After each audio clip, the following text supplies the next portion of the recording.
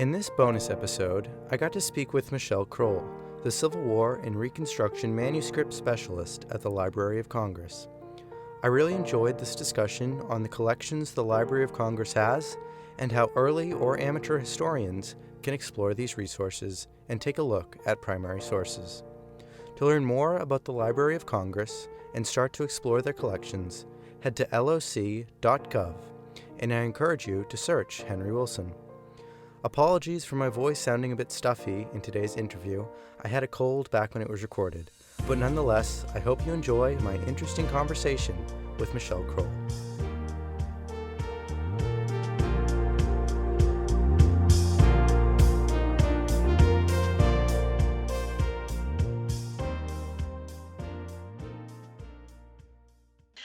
My name is Michelle Krowl, and I'm the Civil War and Reconstruction Specialist in the Manuscript Division at the Library of Congress. Perfect. Okay, so my first question is, what types of materials does the Library of Congress have on the Civil War? Well, my sort of flippant answer, I guess, is how much time do you have? I mean, essentially, the Library of Congress has really astonishingly extensive and wonderful collections of materials on the Civil War, and they range across genres of materials. So we have, in the manuscript division where I am, we have the personal papers of many major Civil War figures, from President Lincoln and Andrew Johnson and Ulysses S. Grant to many of the most significant generals. But it also goes down to even letters and diaries from ordinary soldiers and their families, which are also incredibly moving and rich in terms of research. We have extensive collections of photographic and visual materials about the war. We have maps. We've got period newspapers from across the country and around the world. We have ephemera and some three-dimensional objects. So, excuse me, in terms of the ephemera, we have broadsides and patriotic envelopes that are also rich for research potential. But we also have things like the contents of Abraham Lincoln's pockets at the time of his death. The music division has an extensive array of sheet music from the Civil War. Obviously, being the Library of Congress, we've got a lot of books. So we have books from the period and thousands upon thousands that were written on the Civil War in the last 150 plus years. And we also have many films and other recordings made about the Civil War when those technologies became available long after the war. So almost any genre of material that you're interested in for your study of the Civil War, the Library of Congress probably has something that we can offer you. Yeah, and like you said, there's just so many documents and so many materials to look at.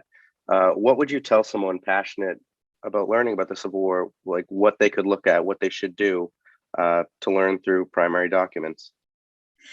Well, I mean, essentially, the advice is just dive in with topics that are of interest to you. It may help for someone who's interested in the war to read some secondary literature to get a grounding in the events and the people. And so when you're looking at the primary sources, you can put them in context with what they're saying or what you're seeing. But particularly for people who can't get to the Library of Congress on Capitol Hill, we've got many digital collections online now at LOC.gov.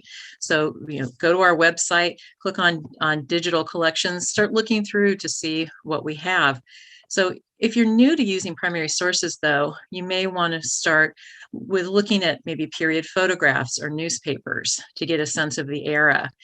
If you're interested in politics, for example, or military history, reading the Civil War newspapers that allied themselves with one political party or the other can provide radically different views on the same events. So you'll start to learn how to evaluate the sources for the biases that they bring or the different perspectives or what their access to information was. And that's not only a useful skill in looking at Civil War primary sources, but it's something that you can find that you're bringing to an evaluation of sources in other time periods, whether they be before or after the Civil War or even today. Civil War maps can help you understand the special features or topography of the places that you'll read about. So that'll help you get a sense of the physical space that some of the people or that you're reading about or where the events took place. I have to say I'm personally very partial to manuscript sources because that's where I work, and that's also what I have dealt with mostly in my own research. And that includes letters and diaries and other writings. And I find that these impart very real human stories in documenting the observations and perspectives of one person at a time. And when you're reading with manuscripts, that's kind of the level that you're at, because you're reading that person's diary or that person's letter. And these primary sources are endlessly fascinating, and they're an excellent reminder not to read history backwards, but rather to understand from the vantage point of that person. So as you read through their letters or diaries, you'll know what they know at a given time. And if you're lucky, there'll be a collection of letters or diaries from the same person. So you may have a sense of how those perspectives and experience changed or stayed the same over time. So for example, we have one collection that unfortunately is not online for your listeners to peruse right now, but his name was Yuri Pearsall.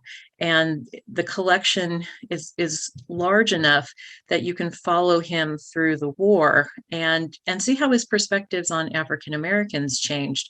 That earlier he's not thinking very much of them. It's not really part of his world, or has comes somewhat attitudes of his time. And then he becomes a commander of Black troops. And you can see how his experience interacting with his troops changes the way that he views the world and people, particularly African Americans, to the point where he opens up a school or encourages the education of his soldiers. And by the end of the collection, he's moved to Wisconsin and he's advocating for Black suffrage. And so being able to track that one person through the primary sources really gives you a sense of what he thought at a given point and how his experiences changed the way he approached life. Also, sometimes in personal papers, you'll have access to information that the public didn't know at the time, or what someone was dealing with behind the scenes. So in this case, the Abraham Lincoln papers can be very interesting to people, because you're seeing the kind of letters that he was receiving from the public and what he was having to deal with, or things that were not made public at the time.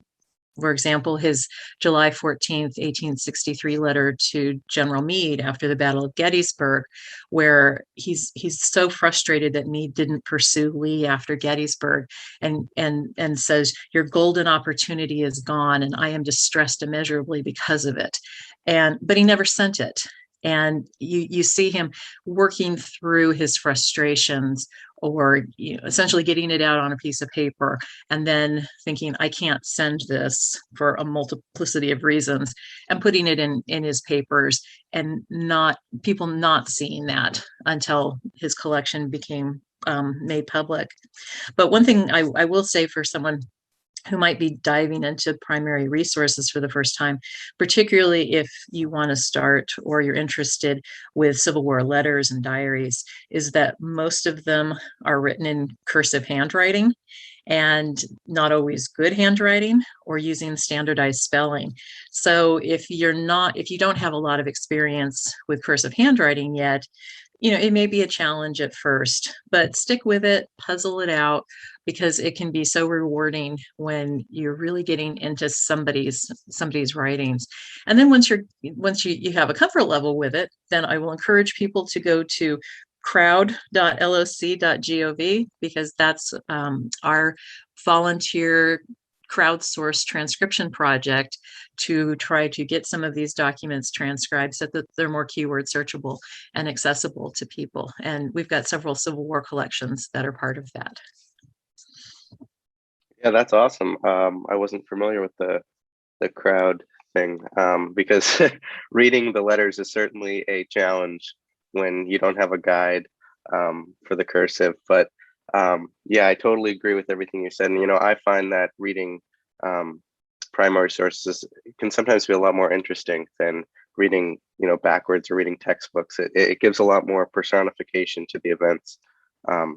But what factors contribute to whether or not someone has a large presence in the Library of Congress, or whether, someone's paperwork is in a collection? What contributes to that? Well, many factors can determine if an individual has a large presence, or the extent of their presence at the Library of Congress. In terms of personal papers, for example, one very fundamental question is, did they keep their papers, or did their heirs keep their papers? Because so many of them were either destroyed by the individuals, or fires, or floods, or what have you. So that is a large factor there. Is, were there even papers that were kept that were able to be acquired? But that is one of the questions. So did he or she have a significant collection of personal papers that the Library of Congress acquired? So if there were a large collection of papers that we acquired, that gives them potentially a bigger presence at the library. For so many people that they either didn't keep correspondence, or keep papers that reflect on their lives, then there's nothing for us to even acquire. Alternatively, did that person write to other people in our collections, or was a subject matter about which other people wrote? Because one thing to remember about personal papers is it's often as much or more the letters that someone wrote to them, rather than what they wrote to someone. Because if you think about, if I write you a letter today, then you have that physical letter. I don't. So, and you write me back, I've got that letter. So that's one thing that you have to consider with manuscript collections and personal papers, is that the letter that Abraham Lincoln wrote to somebody is probably in that other person's collections. So if we're talking about Henry Wilson, for example, you have to think, who did he write to? And are those papers, or is that collection at the Library of Congress? Because that contributes to someone's presence at the library. Another question is, were they photographed often, or were they the subject of visual representations that the library might collect, such as political cartoons or campaign materials? Did they receive media attention, for which there might be a presence in newspapers, or other periodicals, or other print publications? Sometimes the presence is very easy to see and access, such as Abraham Lincoln's. Abraham Lincoln is all over our collections at the library for pretty obvious reasons. We have his papers. He was heavily photographed. The newspapers talked about him a lot. He wrote to people. He was written about. So Lincoln is a huge presence for Civil War materials at the library. For other people, they are there, but it might require a little bit more hunting to find them. So, there can be many factors. Also, for people's personal papers, sometimes they might be donated to somewhere in their home state too. So not everything comes to the Library of Congress. Right. So this being your, expertise, what is your familiarity with Henry Wilson? Do you ever see Wilson referenced in manuscripts or other materials from the period in your work? Actually, I do. I have heard of Henry Wilson, and in my job as the Civil War specialist, his name comes up in different circumstances. So when I think of Henry Wilson in terms of our collections, three things came up immediately for me.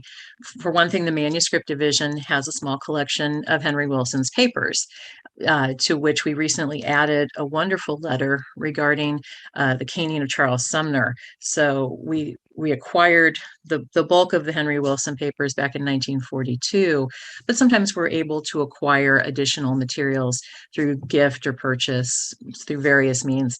And so this May 1856 letter was fairly recently added to the collection, and it's a really wonderful letter in which Wilson describes to, I think it's Theodore Parker, a couple of 2 or 3 days after the caning of Charles Sumner, about the environment in Washington and about his regrets at not being in the chamber when Brooks attacked Sumner, that he would have tried to stand up for him, and so it's a personal look at the way that Wilson was responding to and describing a very significant event for him. Another thing that I've used in terms of either displays or thinking about Henry Wilson, and you probably are familiar with this one. It's this 1872 presidential election kind of political cartoon visual representation, and it's called The Working Man's Banner, for President Ulysses S. Grant, the Galena Tanner; for Vice President Henry Wilson, the Natick Shoemaker. So bringing up both Wilson and Grant's previous careers and representing them as men of the people or coming from a working environment.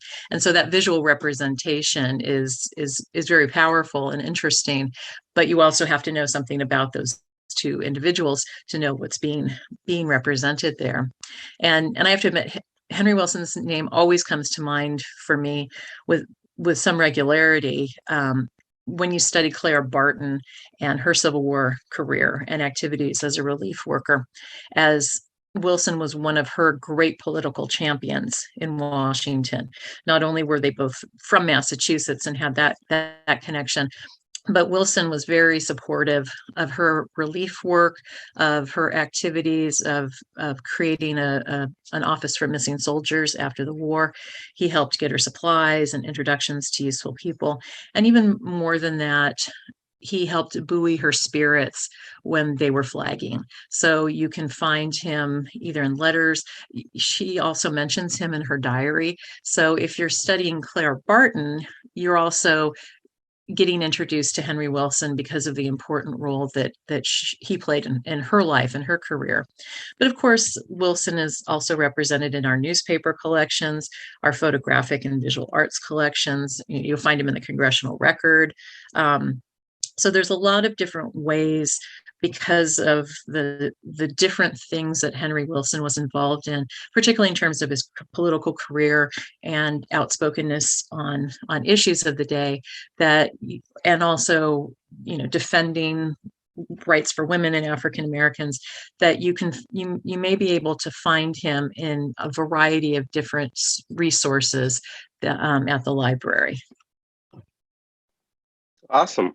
Well, thank you so much again for taking the time. I really appreciate it.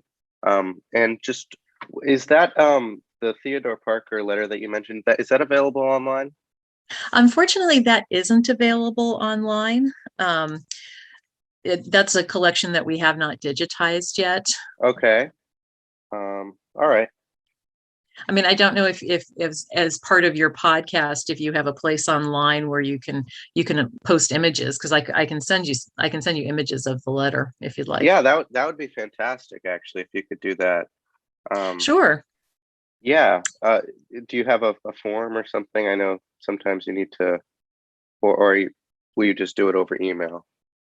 Yeah, I can do it over email. It's okay. It's three images, and one thing that you will see, and you can relay this to your readers too, is that in this particular document, you'll see that the signature has been clipped out at the bottom, and that's something that happened before it came to the Library of Congress. We can assure you of that, but that's also something that people tended.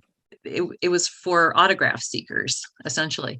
So sometimes when you're in 19th century manuscript collections, you'll see that just the signature has been clipped, because much like taking selfies with famous people today is what people often do to record an interaction, people were autograph collectors in the 19th century. So you'll often see letters written to people partially just to get a letter back that has an autograph but when you do, if you post the Henry Wilson letter, people will potentially will see that the signature has been clipped out, and that's something people in the 19th century often did, was collect autographs of famous people. And so they would either write to someone who may have had that person's autograph, or if the person is still alive, write to the person to get a reply that has an autograph. So sometimes in manuscript collections, you'll see that just the signature has been clipped out, and it's probably because someone clipped it for autograph purposes. But I can assure you that happens long before it came to the Library of Congress. Great. Well, thank you so much. And yeah, I would really appreciate those images from that letter. And so do you have any other questions from, I'll be sure to send you the final product once everything is done. And once I have a website up and running, I will send that over to you as well, so you can take a look at it. But besides that, is there anything else? Any other questions you had for me? I think you might have cut out again. Okay. Can you hear me now? I can hear you now. Okay. Yeah, it's a good thing it waited until we were mostly finished talking. I know. It was just holding on long enough. No, Yes. it'll be fun to listen to your podcast when it's all finished, to learn more about Henry Wilson. Of course. Thank you so much. I Well, really appreciate it. Thank you. You too. Thank you. Bye-bye. Have a good one. Bye-bye.